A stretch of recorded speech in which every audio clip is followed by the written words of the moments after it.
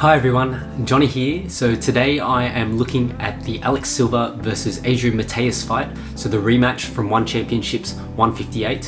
One of the things I've been working on in my own grappling training has been the linking of submission attempts from upper body and lower body attacks. And I feel like when I watched this fight, that was one of the key themes of this rematch between Alex Silva and Adrian Mattheis. Now, if you watched the first fight, there were some great grappling exchanges and obviously there was a little bit of controversy. However, there were some great grappling exchanges in that fight and the explosiveness that Mattheis has is phenomenal. So just recently watching the Firas Zahabi podcast with Danaher on the TriStar Gym channel, and there was a really great point that was brought up in relation to when Dean Lister was like, why would you ignore 50% of the human body?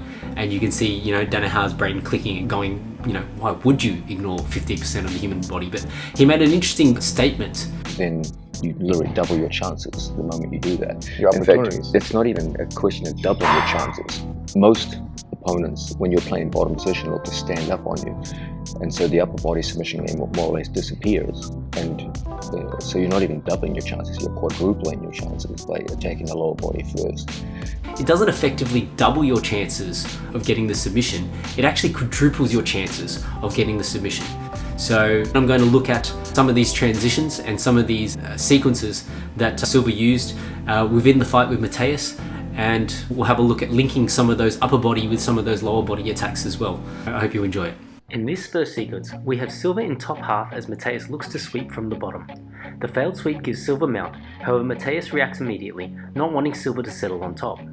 This aggressive bump and turn forces Silva to cross post with his right arm, allowing him to use the same arm to catch Mattheis' left arm as he gets on all fours. As Mattheis' head is on the mat, Silva opts for the shin on neck configuration, separating Mattheis' arm from his body but losing connection with the shoulder and the perpendicular alignment required for a solid finish. As such, Mattheis was able to posture up and pull his arm out, looking to strike off his newly found top position.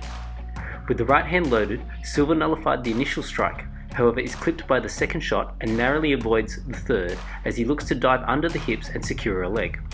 Although Mattheis scrambles out of this position, we will look at some other exchanges that highlight the linking of submission attempts. In this next sequence, Silva secures double overhooks and pulls guard, bringing the fight to the ground. As Mattheis looks to pull his arm out to disengage, Silva uses this to his advantage, posting his left foot on Mattheis' hip to elevate him overhead and rolling through to try and catch the armbar on the right arm. Mattheis blocks Silva's left leg from getting around his head with his left arm, breaking the alignment again before aggressively retracting his right arm. Silva, realizing he would not be able to snatch up the armbar, capitalizes on the opportunity to hook the left leg with his right arm and immediately transitions into a leg attack, with a matrix-style entry into backside 50-50. Pay attention to the knee line as Mattheis looks to clear his leg from the danger zone, and also how Silva traps the secondary leg to prevent the escape. This allows him to follow up with another submission attempt, which from this angle is hard to identify. However, as Silva had the overhook on the right leg, it would make sense if he attempted a belly down straight ankle lock. As soon as it fails, note how Silva looks to re-establish connection to chase another attack. In this next sequence, Mattheis is in bottom mount and looking to escape. He utilizes his left underhook to bridge and turn, however Silva traps the left arm with his own right overhook, turning it into a shotgun grip style armbar as they exchange top and bottom position. Mattheis does a great job of preventing the reverse triangle by catching Silva's left leg with his right arm and posturing up to escape the position. Silva underhooks Mattheis' left leg to increase his angle and potentially continue the attack with an omoplata.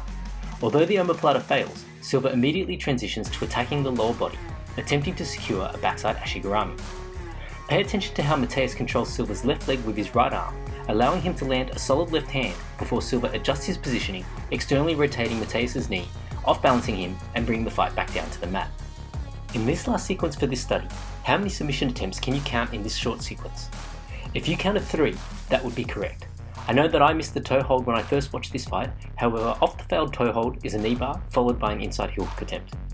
If you put that together with the previous 3 upper body submission attempts of armbar, reverse triangle and omoplata, that's 6 linked submission attempts in 30 seconds or so, or a submission attempt every 5 seconds. I hope you've enjoyed this film study focused on chain submission attacks, and if you want to join me as I continue to work on my film study skills, please like and subscribe. Thanks for watching.